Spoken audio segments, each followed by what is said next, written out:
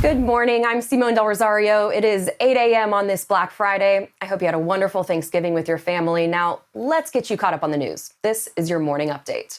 We're kicking off the biggest shopping weekend of the year, and Americans are ready for deals after dealing with 4-decade high inflation all year.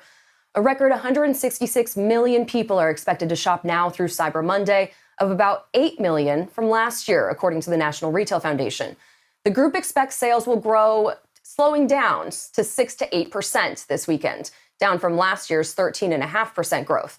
And that's not adjusted for inflation, so real spending could actually be down this year. With high prices on the mind, shoppers are willing to wait for steep discounts, forcing retailers to extend Black Friday-esque deals far beyond the holiday shopping weekend.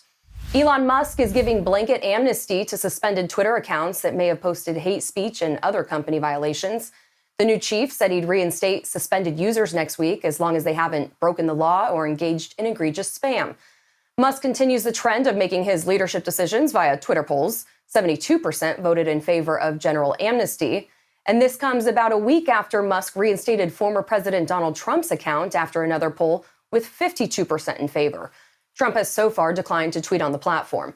In other Twitter news, Musk tweeted today that the verified system will relaunch next Friday with different color checks for companies, government, and people, which will all be manually verified. The blue check system was put on pause after an explosion of imposter accounts. Employees that were in the break room of that Virginia Walmart are talking about what they saw when their supervisor opened fire on them, killing 6 coworkers. One employee told the Associated Press it looked like he was going hunting and seemed to target people, even going back and shooting victims who were already dead. But others say he shot wildly. And pretty much as soon as my team lead said, all right, guys, we have a light night ahead of us, I looked up and my manager turned around and he just opened fire on everybody in the break room. And it is by the grace of God that a bullet missed me. The city of Chesapeake says at least 2 employees are still hospitalized, including one in critical condition. The FBI went through the shooter's home Wednesday, searching for any clues in this Chesapeake tragedy. Well, China is facing record COVID infections with outbreaks in every region of the country. Lockdowns continue to batter the economy as worker frustration grows.